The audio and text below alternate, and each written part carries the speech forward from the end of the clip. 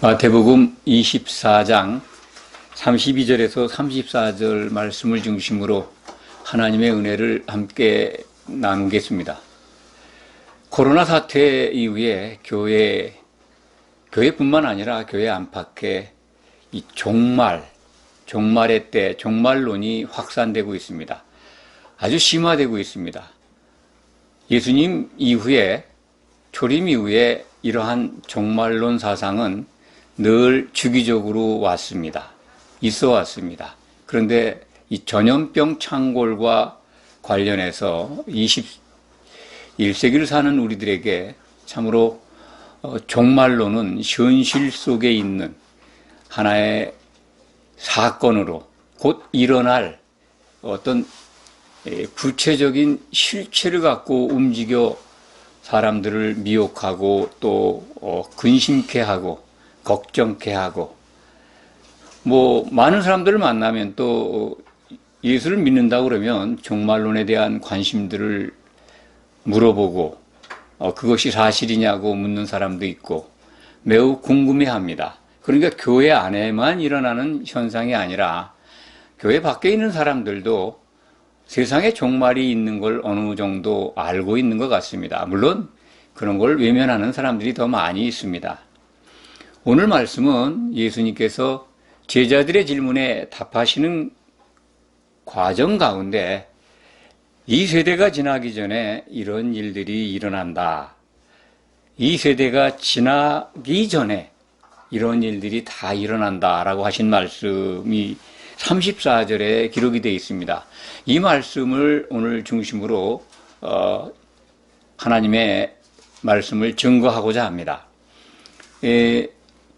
마태복음 24장 4절부터는 예수님이 제자들에게 마지막 때의 마지막에 대한 징조에서부터 환란 때 일어나는 일들, 그리고 예수님이 재림하시는 내용까지 포함되어 있습니다. 그러니까 예수님이 오시기 직전에 일어나는 여러 징조들, 그리고 구체적인 환란들, 7년 환란이죠. 요한계시록을 적용하면 7년 환란에 대한 내용, 그리고 45일 동안 쏟아지는 7대접의 재앙, 그리고 예수님이 오시는 재림의 모습까지 이 마태복음은 개략적으로 알려주고 있습니다. 물론 이 내용은 요한계시록을 통해서 보면 시대별로 좀 구분이 되고 또 선명하게 자세하게 볼 수가 있습니다. 오늘 말씀은 제자들이 이렇게 물은 질문에 대한 답입니다. 마태복음 24장 3절이죠. 예수님께서 성전 파괴에 대한 말씀을 하신 다음에 그것을 마음에 담아두고 제자들이 감람산까지 이렇게 같이 와서 그 산 위에서 조용히 묻습니다. 예루살렘 성전이 회파되는 그때, 그것을 이제 연상해 가면서 어느 때에 이런 일이 일어나고 또 주의 임하심이 또는 세상의 끝에는 어떤 징조가 있습니까? 이렇게 묻습니다. 이 물음에 대한 답을 24장 4절 이하로 계속해서 설명을 하시고, 오늘 본문, 특히 28장까지 재림의 모습, 그리고 29절, 31절,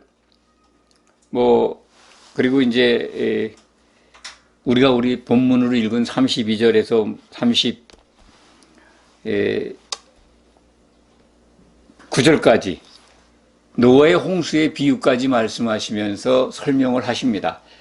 내가 임할 때 노아의 홍수 때와 같다는 겁니다. 핵심적인 내용입니다. 노아의 홍수 때를 먼저 우리가 알아야 될 것 같습니다. 노아의 홍수 때 무슨 일이 일어났습니까? 노아 홍수 직전에 하나님이 한탄하신 내용을 창세기 6장을 통해서 우리는 볼 수 있습니다.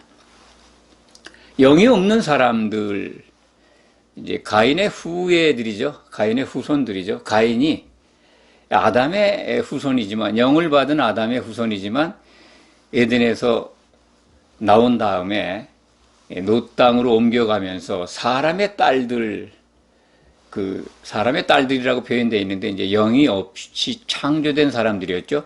영이 없이 창조된 사람과 영이 있는 아담의 후손들이 같이 섞여 살고 있었습니다. 그런데 하나님의 아들들이라고 표현된 아담의 후손들과 사람의 딸들이 결혼을 해서 네피림이 태어나고 있는 모습을 창세기 6장에서 볼 수가 있습니다. 네피림. 떨어져 나갔다는 뜻입니다. 영이 떨어져 나가고 있는 겁니다. 하나님이 사람에게 주신 영이 떨어져 나가는 참 그 음란이죠.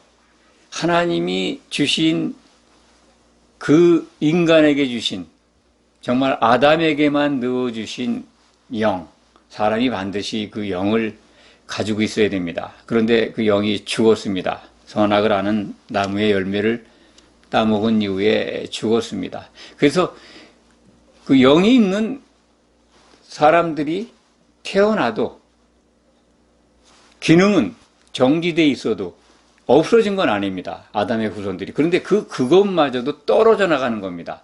아담의 후손들이 사람의 딸, 영이 없는 자들과 결혼해서 후손들이 나오는데 네피림이 나오는 겁니다. 그것을 보시고 한탄하신 하나님께서 노아 시대에 홍수를 보낼 작정을 하십니다. 노아에게 방주를 짓게 하시고 120년의 기간을 주십니다. 노아의 때 일어난 일과 같은 그런 상황이 오면 예수님이 오신다 하시는 말씀을 우리는 주목해야 합니다. 마태복음 24장에서. 그것은 교회가 하나님의 백성들이 부름을 받은 성도들이 간음을 한다는 겁니다. 하나님이 원치 않은 배필들과 짝을 이루어서 결혼한다. 개인적인 결혼보다는 교회의 음행으로 보시면 됩니다. 하나님이 그리스도의 신부로 부른, 그래서 흠이 없이 단장되어야 될 교회가 음행을 하고 추락을 한다는 겁니다. 그때가 되면 예수님이 오신다. 예수님이 올 때를 상황을 설명하시는 말씀입니다. 그러니까 마태복음 24장 37절의 말씀이죠. 노아의 때와 같이 인자의 임함도 그러하리라. 그때와 같다는 거죠. 38절에 보면 홍수 전에 노아가 방주에 들어가던 날까지 사람들이 먹고 마시고 장가들고 시집가고 있었다. 육적인 생활만 즐기고 있었다는 거죠. 먹고 마시고 시집가고 장가가고. 하나님의 영을 상실한 채 영이 죽어있는 상태에서 그나마 영이 없는 사람들과 결혼해서 영이 떨어져 나가는 네피림이 나오고 있어서 이러다가는 온 인류가 다 영이 없는 사람이 될 것을 한탄하신 하나님께서 노아의 가족만 남겨놓고 다 쓸어버리신 겁니다. 이제 그렇게 교회가 정말 하나님의 뜻과는 무관하게 음행하게 되는 그때가 온다는 겁니다. 그때가 올 때 예수님이 오신다. 그러면 다시 24장 우리 채택한 본문, 그러면 그때를 우리가 어떻게 아는가? 그거에 대한 답이죠.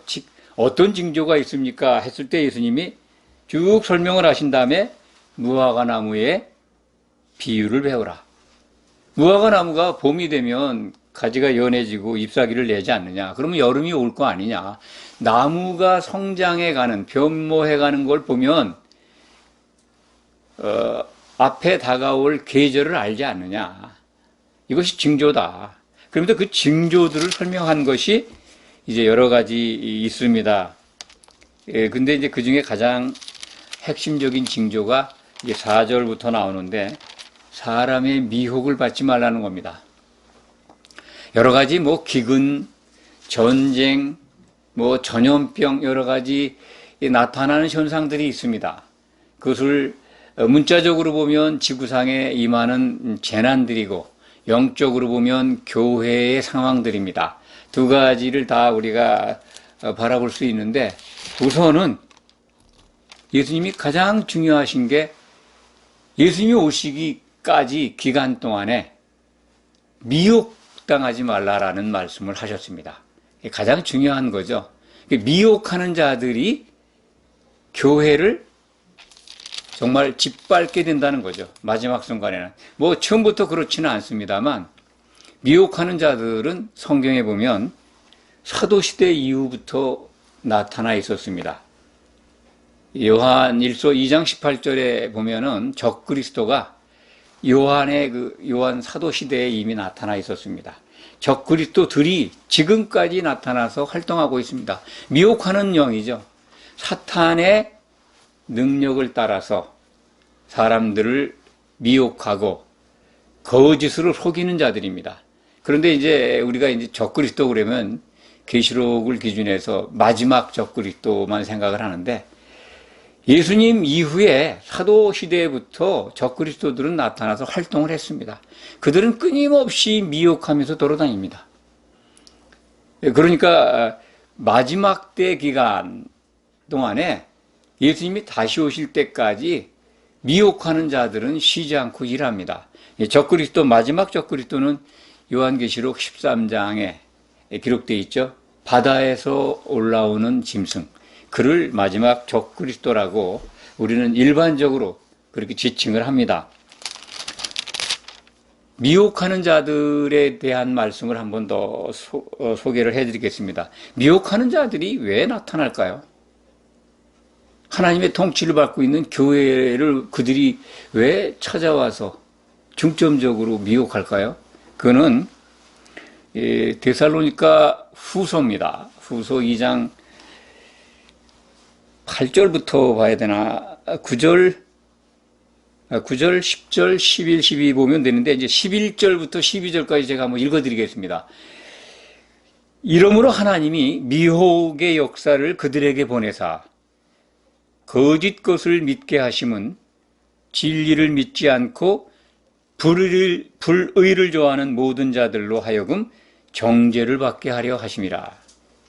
미혹하는 자들을, 미혹의 역사를 그들에게 보낸다는 거예요. 그들이 누굴까요? 불의를 좋아하는 자들이 세상 속에 있는 사람들일까요? 교회에 주신 말씀입니다. 교회 안에 들어와 있으면서도 말씀에 순종하지 않고 하나님의 뜻을 거슬리고 또 교회를 흔들는 그런 자들에게 미혹하는 자들을 보내서 미혹의 일을 가지고 그들을 거짓 것으로 속이게 해서 그들을 심판, 정죄받게 하신다는 겁니다. 누가 하신다고요? 하나님이 허락하셨다는 겁니다.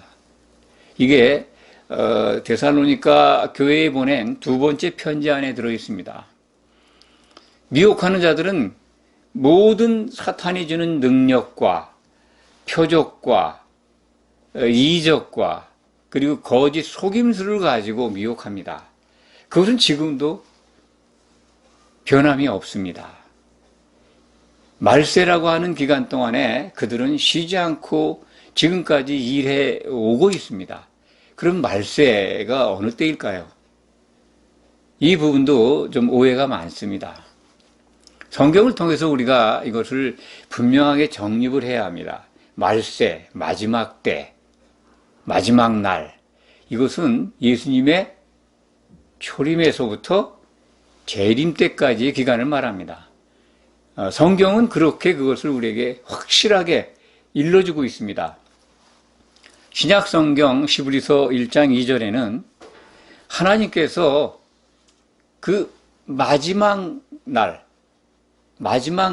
아들을 보내서 복음을 증거하게 하셨다, 말씀하게 하셨다라는 기록이 있습니다. 히브리서 1장 2절에 기록되어 있습니다. 마지막 때, 마지막 날 그러면 마지막 때고 말세입니다. 그러니까 예수님을 통해서 그 마지막 날에 하나님의 아들을 통해서 말씀하셨다는 거예요. 하나님의 아들. 예수님이잖아요. 예수님이 이 땅에 오신 것을 지칭합니다. 그러니까 초림에서부터 오실 때까지가 마지막 때, 말세입니다.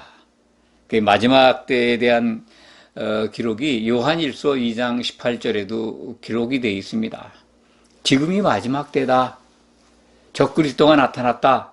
이런 말씀이 기록되어 있습니다. 사도 요한 시대에 그때가 마지막 때라는 거예요. 말세라는 거예요. 그때부터. 이 표현은 뭐 지금 말씀드린 곳뿐만이 아니라 베드로전서에도 말세라는 기록이 나와 있습니다. 말세. 그때부터 말세예요. 예수님 오실 때까지. 그 말세 마지막 날 종말론자들이 지금 말하는 사이비 종말론자들이죠. 그들이 지금 사람들을 미혹하고 있는 이 종말론, 그것은 이제 마태복음 24장에 기록되어 있는 이 마지막 때 말세 기간 중에 마지막 부분입니다. 마지막 부분. 그러니까 임박해 있는 그 기간 동안을 이제 종말의 때라고 지칭하는 것 같습니다. 성경 속에서는 오늘 그걸 찾는다면 예수님이 재난의 시작이라고 하신 말씀, 재난의 시작이다 라고 하는 말씀이 기록되어 있는 게 24장 8절이죠. 이 모든 것은 재난의 시작이다. 재난이 막 아주 본격적으로 임한다 그런 뜻이죠. 그런데 그 전에 뭐가 있습니까? 사람들이 미혹한다는 거예요. 자기 이름을 내가 그리스도라고 하고 4절에 보면 또 많은 사람들이 그 예수님의 이름으로 와서 미혹을 한다. 그것이 이제 5절에 있고 6절에 난리와 난리 소문, 또 민족과 나라가 대적 전쟁을 하고 곳곳에 기근과 지진이 일어난다. 이제 이런 것들을 살펴보면 그러면 지금 환란 때가 아니냐. 종말론자들은 그렇게 그것을 근거로 말합니다. 우리 마태복음에는 전염병이 빠져 있는데요. KJV 흠정역에는 전염병이 들어가 있습니다. 온역이. 누가복음 21장에는 같은 말씀을 기록했는데 전염병이 포함되어 있습니다. 21장 8절로 기억하는데요. 전염병이 그러니까 코로나가 지금 창궐하고 있으니까 예수님이 말씀하신 이 재난이 시작된 거 아니냐. 이렇게 그것을 현상들을 보고 단정지어서 7년 환란기에 들어와 있다. 그러니 빨리 이제 준비를 해야 된다. 적어도 7년 환란은 아니지만은 임박해 있으니까 휴고 준비를 해야 된다. 심지어 이제 그 사이비 종말론자들은 자기네들 모임이나 자기네 종파에 와야 휴고된다라고 가르치는 사람들도 있습니다. 선동하는 사람들도 있습니다. 그러니까 이러한 거짓 선지자들이 아주 그냥 많이 일어난다는 거예요. 그 증거가 진짜 마지막이 가까운 걸 우리가 알 수 있는 증거입니다. 다른 현상들보다도 교회 안에 거짓 선지자가 많이 일어나 있는 것, 그것이 증거입니다. 그것이 예수님이 곧 오실 때가 되는 거구나. 그렇지만 환란이 시작된 건 아니다. 그것은 분명히 말씀드릴 수가 있습니다. 오늘 말씀을 계속 이어가겠습니다. 그 내용들, 이제 9절 이하부터 우리가 살펴본 오늘 본문으로 보고 있는 32절 전에 31절까지는 내용이 이제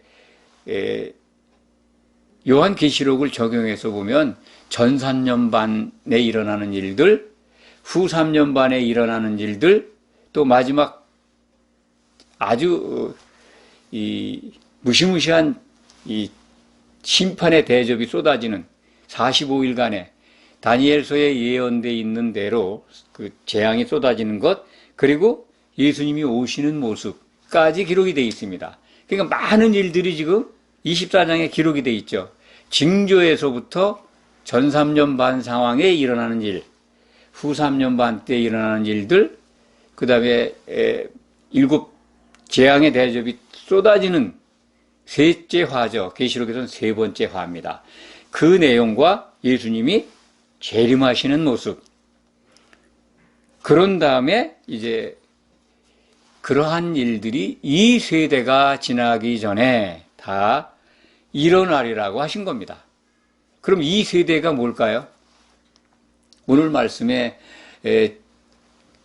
제가 드리고 싶은 말씀입니다. 이 세대를 알려드리고 싶어서 이것을 많은 분들이 오해하고 있어요. 이 세대가 저도 과거에 잘 몰랐었습니다. 도대체 이 세대가 어느 세대를 말하는 건가? 지금 현재 우리를 지칭하는 건가? 아니면 그 당시에 사도들이 살아있을 때 그 사도들이 있는 동안에 일어나는 말씀인가? 이게 언제인가? 참 궁금했는데, 이 세대라고 하는 거는 이제 이 두 가지 경우로 우리가 생각할 수가 있습니다. 마태복음 24장에 기록된 예수님의 그 예언의 말씀은 두 가지를 섞어서 같이 말씀하셨다. 이렇게 우리가 해석할 수 있습니다. 그러니까 첫 번째 하나는 예루살렘의 멸망, 그리고 성전 파괴, 그것을 사도들에게 일러주고 있습니다. 또 마지막 때, 종말론자들 좋아하는 종말 때, 예수님 오시기 전에 일어난 일들, 그것을 같이 겹쳐서 섞어서 설명하셨다. 이렇게 이해하시면 됩니다. 그래서 이 세대가 지나가기 전에 이 일이 다 이루어지는데, 첫 번째 하나는 지금 이 말씀을 듣고 있는 청중들, 12제자죠. 그 제자들 세대에 예루살렘 파괴가, 성전 파괴가 일어난다는 겁니다. 그건 이루어졌습니다. AD 70년에. 그러니까 이 세대가 지나가기 전에 현실적으로 그 당시 살아있었던 사도들 세대에 일어났습니다. 다 일어난다고 한 게 일어났어요. 그 예루살렘이 아주 참혹하게 성이 회파되고 성전 그 튼튼한 돌 위에 돌 하나도 남기지 않고 다 파괴가 된 것은 역사적으로 일어난 사실입니다. 주후 70년에 일어났다고 합니다. 그래서 지금은 그 성전터에 성전은 다 회파됐지만 이슬람 사원이 서 있죠. 이슬람 지배권에 그들이 지배할 당시에 거기에 이슬람 사원을 세웠습니다. 하나님의 성전터에. 그 다음에 두 번째 이 세대가 지나가기 전에는 지금 말씀드린 대로 이 마지막 때, 이 종말이라고 하는 그 시대, 성경이 말씀하는 말세라고 하는 그 시대 가운데에서 마태복음 24장 적어도 4절에서 31절까지 사이에 기록되어 있는 그 모든 일들이 일어나는 때입니다. 그러니까 이 세대라고 하는 것은 좁게 생각하면 환란 때죠. 7년 환란, 그 때를 지내는 세대, 그때 다 일어난다는 거예요. 어쩌면 이 시대에 우리들도 이 세대에 속할 수도 있습니다. 만약에 우리가 죽기 전에 주님이 다시 오신다면 이 세대가 지나기 전에 일어나는 거 아니겠습니까? 지금 보면은 전쟁이 일어나고 곳곳에 기근과 지진이 일어나고 전염병이 창궐하고 이게 지난 다음에 전 3년 반이 도래하고 후 3년 반에 재난이 정말 임한다면 그걸 겪는 그 세대에 다 일어나는 겁니다. 그러니까 이 세대라고 하는 거는 예수님의 초림에서 재림까지의 그 말세, 마지막 그 기간 중에 마지막 부분입니다. 마지막 부분, 그걸 겪는 자들. 이 시대에 우리 살고 있는 우리도 어쩌면 들어갈 수 있지만은 사실상 성경을 통해서 본다면 아직은 아닌 거 아닌가. 분명히 말씀드릴 수 있는 것은 7년 환란은 임하지 않았습니다. 징조는 우리에게 지금 보여주고 있는데 아직 교회가 환란기에 들어가는 상황까지는 임해 있지 않다 하는 것을 말씀드립니다. 그것은 요한계시록을 보면 전 3년 반이 도래하려면은 현재 있는 그 교회에 이 성도들이 정말 귀신에게 쏘여가지고 다 황충이 돼야 되는데 상당수가 아직 그런 상황은 아닙니다. 그러니까 교회에 믿는 자들을 같이 믿었던 자들을 미워합니다. 미워하고 정말로 전갈 꼬리 같은 걸로 찌릅니다. 그런 상황이 전 3년 반에 일어납니다. 후 3년 반 때는 짐승이 성도들을 다 이기죠. 한마디로 말해 초토화시킵니다. 다 자기에게 경배 안 하면 다 죽입니다. 짐승의 우상에게까지 경배하게 하고 그 짐승의 표 666을 줘서 안 받으면 다 죽게 되지 않습니까? 그러니까 살아남을 자들이 어디 있겠습니까? 상상을 해보십시오. 그 전부 모든 교회가 음녀교회가 됩니다. 그래서 음녀교회가 돼서 노아의 때와 같이 정말 예수님의 방주 안에 들어가 있는 노아의 가족 외에는 다 진멸당해야 되는 그런 상황까지 온다는 겁니다.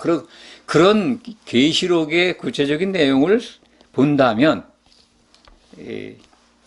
예수님이 가까이 문 앞에 오고 와 계신 건 알겠는데 정확하게 환란의 때가 임했다라고 할 수는 없습니다. 적어도 아직은 임하지 않았습니다. 징조는 나타나 있는데 징조의 내용들이 점점 더 짙어질 거라고 생각을 합니다. 그래서 아직 뭐 많은 사람들은 세상에 돌아가는 세상 권력자들의 모습을 뭐 짐승으로도 이렇게 오해하기도 하고 또 그렇게 선전도 합니다. 뭐 누가 누구고 그들은 이제 앞으로 뭐 짐승의 표를 우리에게 주고 있는데 이미 주고 있다.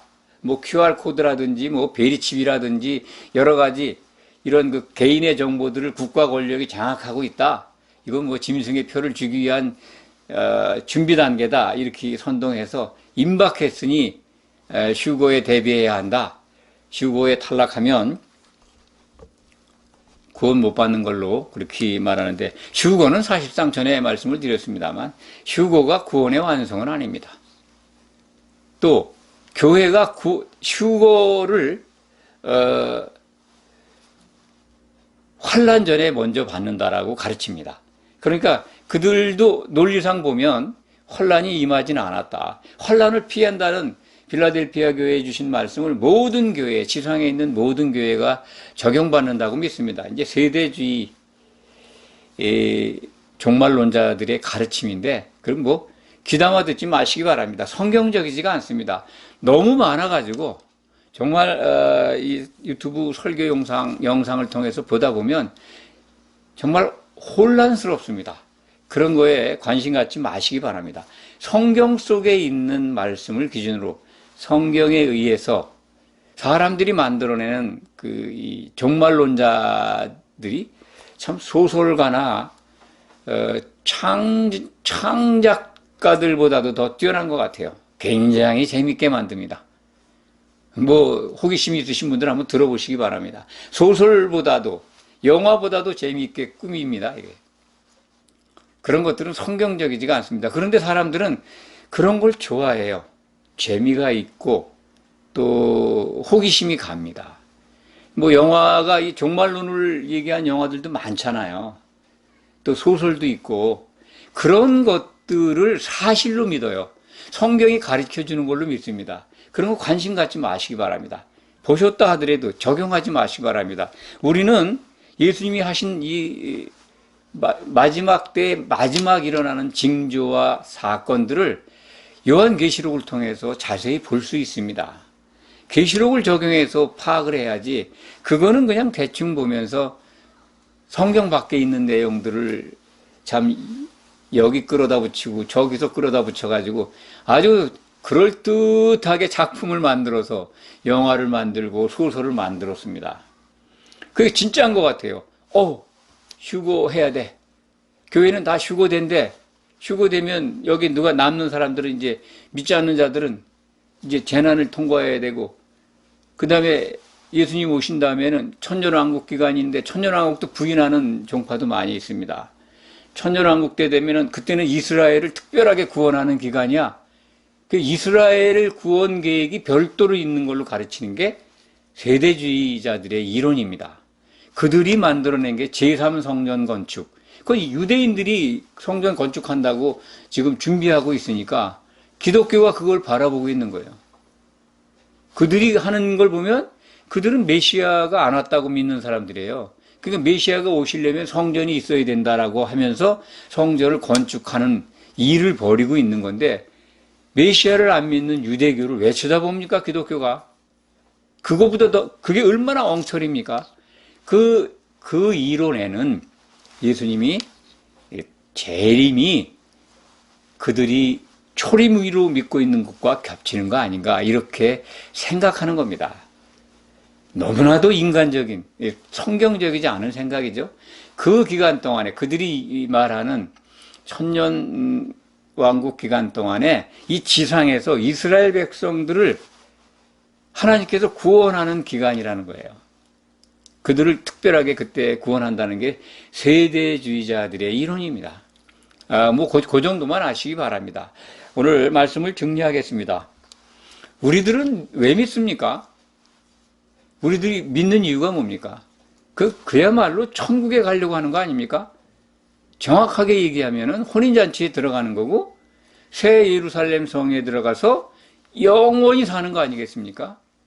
죽은 다음에 지옥에, 믿는 자들이 가는 감옥인 지옥에 던져진다든지, 생명책에 이름이 없어서 불못에 던져진다면 무슨 소용이 있습니까? 종말론이 무슨 소용이 있고, 세대주의 이론이 무슨 소용이 있고, 이스라엘 구원과 제3성전에 관심 갖는다고 해서 무슨 소용이 있습니까? 우리는 성경이 일러주신 혼인잔치에 들어가는 조건, 5 처녀가 준비한 성령, 기름, 그리고 예수님 앞에서 양으로 분류돼서 칭찬받는 영광, 이걸 얻어야 됩니다. 종말론자들이 꾸며내고 창작한 내용들, 재미는 있습니다. 흥미롭습니다. 그런 거에 관심 갖지 마시기 바랍니다. 그들이 부추기는 거에, 곧 예수님 다시 오신대, 임박해 있대, 뭐를 해야 된대, 여기로 몰려가고 저기로 몰려가고, 예언기도 받아야 되고, 작정기도 해야 되고, 그들한테 가가지고 안수기도 받아야 되고, 그런 거 하지 마시기 바랍니다. 성경에 기록된 대로 깨어 있으라고 하셨어요. 마태복음 24장 42절에 기록되어 있습니다. 그러므로 깨어 있으라. 어느 날에 너희 주가 임하는지 너희가 알지 못함이니라. 깨어 있다는 게 뭡니까? 깨어 있다는 게. 그리스도의 심판대가 있다는 걸 알고 거기서 뭘 가지고 우리를 심판하시는가? 그거는 예수님의 몸에 선을 행하라는 거예요. 선을 행하기 위해서는 성령이 필요합니다. 성령은 참된 교회 안에 역사합니다. 그 성도로서 그 교회의 지체가 돼서 성령을 함께 마시면 깨있게 됩니다. 절대로 탈락하지 않습니다. 그게 중요합니다. 언제든지 예수님이 오셔도 아무 걱정이 없습니다. 그러한 담대함을 갖고 오늘을 사는 성도 여러분이 되시기를 간절히 축원합니다. 아멘. 기도하겠습니다.